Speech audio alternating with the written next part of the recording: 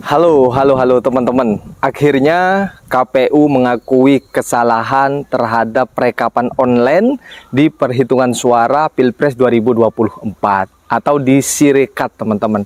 Karena banyak kasus yang anehnya penggelembungan suara itu selalu ada di 02 atau di Prabowo Gibran, teman-teman. Dan pengurangan suara itu ada di 01 atau di Anies Muhaimin. Nah, ini sudah diakui oleh KPU dan KPU sudah minta maaf. Ya, kalau sering-sering minta maaf nggak masalah juga, teman-teman ya. Tapi kalau sering melakukan kesalahan, itu kita perlu mempertanyakan kredibilitas KPU itu sendiri. Nah, untuk klarifikasi dari KPU, bisa kalian cermati kalimat per kalimat dari ketua KPU ini, teman-teman. Setelah itu kalian berikan komentar kalian di kolom komentar. Apa tanggapan kalian? Ini dia. Bahwa ada kelemahan-kelemahan tentu kami akan segera koreksi dan kami mohon maaf kalau hasil pembacaannya kurang sempurna dan menimbulkan publikasi hitungan maksudnya yang konversi dari formulir ke hitungan belum sesuai. Sekali lagi pada intinya kami ini di KPU masih manusia-manusia biasa yang sangat mungkin salah, tapi kami pastikan kalau yang salah-salah pasti akan dikoreksi. Yang paling penting KPU ini nggak boleh bohong dan harus ngomong jujur, itu aja yang paling penting. Dan sekali lagi siapapun teman-teman jurnalis, pemilih, masyarakat luas komplain soal ini karena apa? Sekali lagi karena bisa membaca Sirekap, bisa mengakses Sirekap. Kalau tidak ada Sirekap, ya nggak mungkin bisa tahu publikasi formulir-formulir di tingkat TPS. Unggah.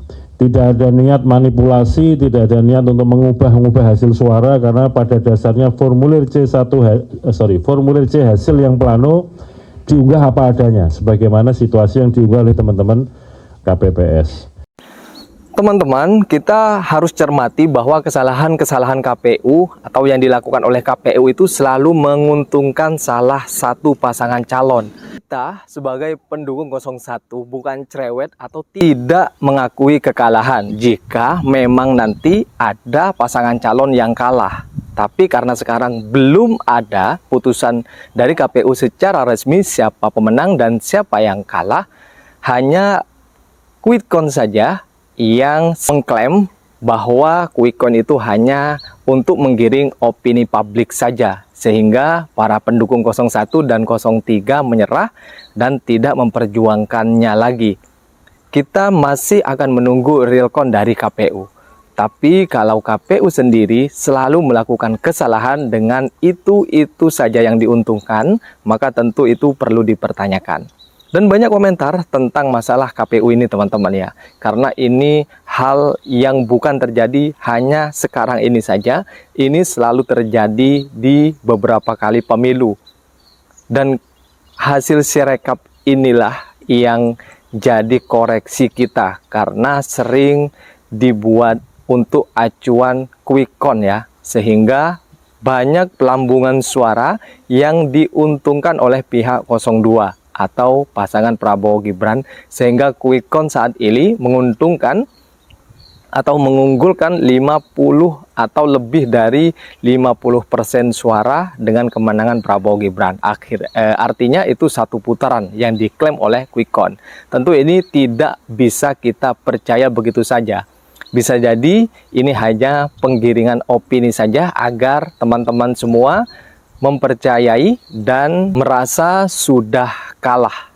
Oke, untuk mengetahui komentar-komentar dari para pengamat, dari para teman-teman konten kreator, kalian bisa lihat video-video ini.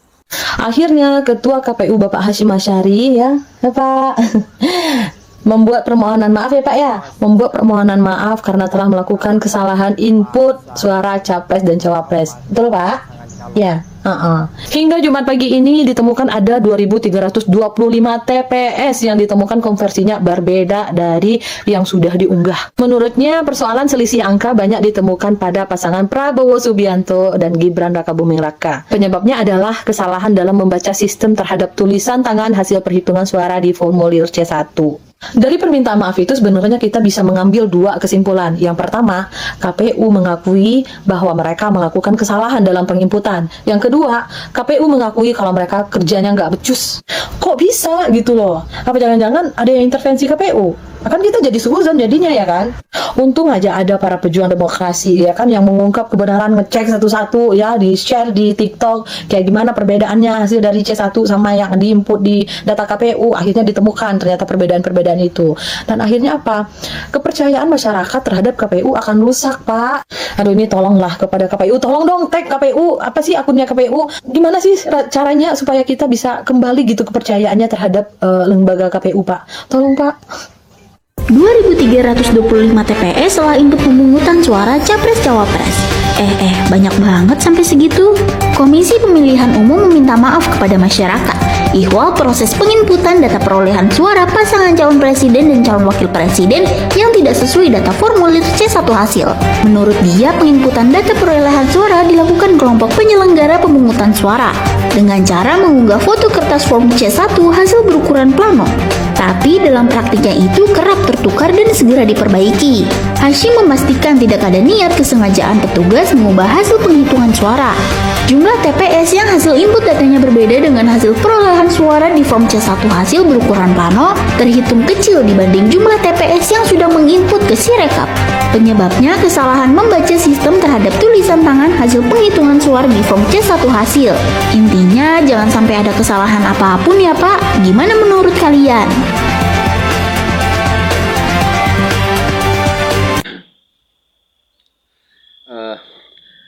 Nampaknya ada sesuatu yang tidak beres ini di KPU pusat ini. Ketua KPU minta maaf kepada seluruh warga negara Indonesia, ya kan? Kalau dia mau nambah suara kepada satu calon presiden nomor 1 misalnya kan, yang mau nambah 2 juta ya. Nomor 2 dia nambah 2 juta juga. Nomor 3 sama 2 juta, 2 juta, 2 juta, ya kan? Ini baru keadilan namanya itu. Kalau nambah hanya satu paslon presiden nomor 1 ataupun nomor 2, nomor 3, dia milih satu, itu nggak tahu keadilan ini. Keadilan mesti belajar lagi, nggak tahu. Ini KPU penyelenggara kok berkali-kali minta maaf terus ya gitu ya. Kalau minta maaf terus nanti kredibilitasnya akan dipertanyakan. Calon Presiden nomor urut 3 Ganjar Pranowo angkat suara soal simulasi pencoblosan surat suara Pilpres yang hanya menampilkan 2 pasangan calon.